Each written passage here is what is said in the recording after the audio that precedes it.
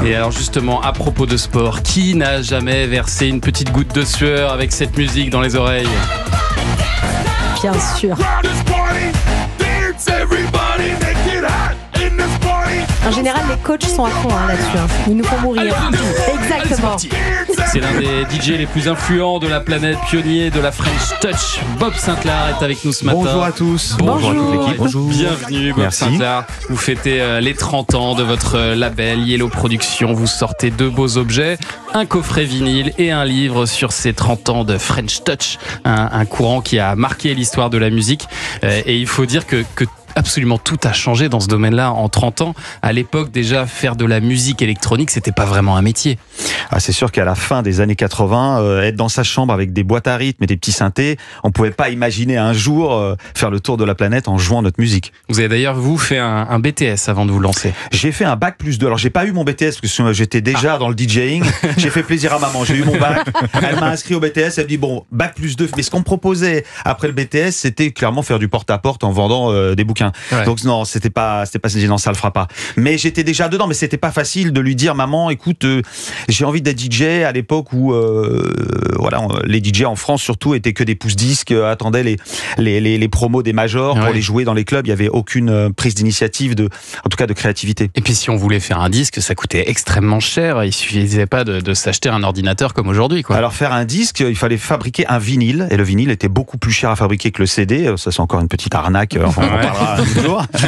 Mais en tout cas, ça valait, je dirais, 3 €, 4 € de fabriquer un disque. Donc il fallait nous on voulait, en tout cas avec DJ Yellow, on dit tiens, on va fabriquer un premier vinyle. On voulait toucher les DJ, on en a fabriqué 1500, et puis un deuxième, un troisième, et puis ça a donné naissance au label Yellow Productions en 94. Avec le premier single que vous sortez il y a 30 ans, c'était ça.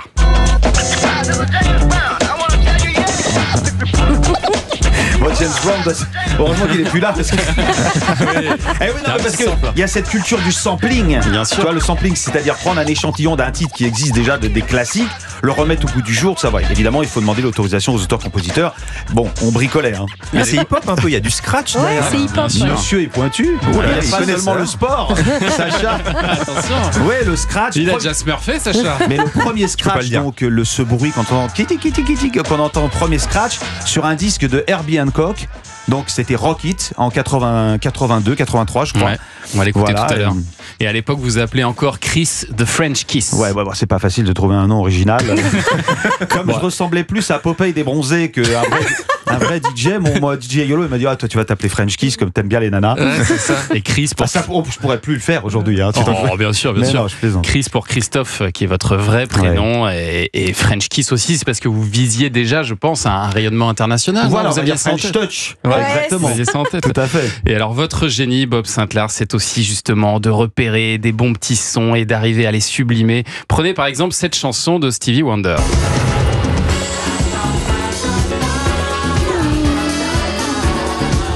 Le patron, c'est lui. Elle est déjà formidable cette chanson, mais remixée par Bob Sinclair, et ça donne un tube planétaire en 2001.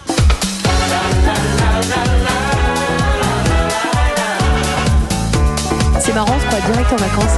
Ouais. Au Brésil. Attendez, il y a Salomé qui est en train de chanter. Là, attendez, elle arrive.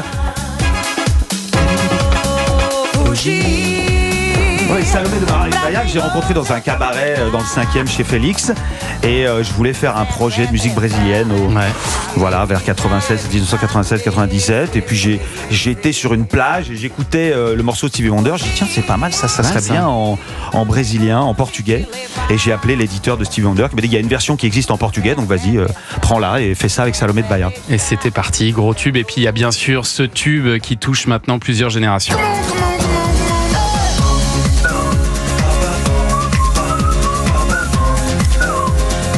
M'appartient plus. Il appartient à tout le monde et à la Star Academy, surtout en France. Mais il a été synchronisé avec beaucoup de choses. Le loto à Montréal, la Coupe du Monde de football en 2006. Voilà, le morceau nous échappe et il appartient maintenant. On peut dire que c'est le titre qui a fait de vous, Bob Sinclair, un DJ star ? Oui, clairement. En fait, je pense que c'est le titre qui a fait qu'il y a eu une identification sur mon image d'artiste. Et ensuite, j'ai été appelé pour le jouer, le titre en live à la Star Academy. Et ensuite, c'est parti de là, bien sûr. Le titre qui s'appelle Love Generation, hein, on l'a pas dit, Love Generation. Génération. Ouais. Génération. Mais avec ce succès, il y a des gens qui vous suivent depuis vos débuts et qui vont un petit peu vous tourner le dos parce que ça devenait trop populaire comme musique, c'est ça? Moi, tu sais, moi, je suis parti d'une musique très très underground avec le label Yellow. Et puis à un moment, un peu honnêtement par hasard, en faisant de la musique de la même façon que ce que je la faisais tout au début, avec des samples, avec des super musiciens, avec des chanteurs. D'un coup, le titre touche les gens et fait un énorme succès dans le monde. Donc forcément, bon, on peut pas le dire, c'était mieux avant.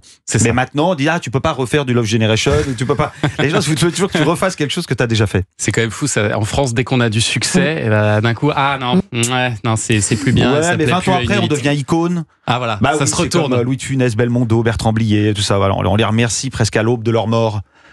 Ce qu'on appelle des retours de hype. Voilà. Et votre coffret vinyle avec DJ Yellow French Touch since 1994 est disponible comme votre livre Bob Sinclair. Et dans un instant, on va dresser votre portrait sonore. À tout de suite sur Europe 1. Culture Média, 9h30, 11h Sur Europe 1.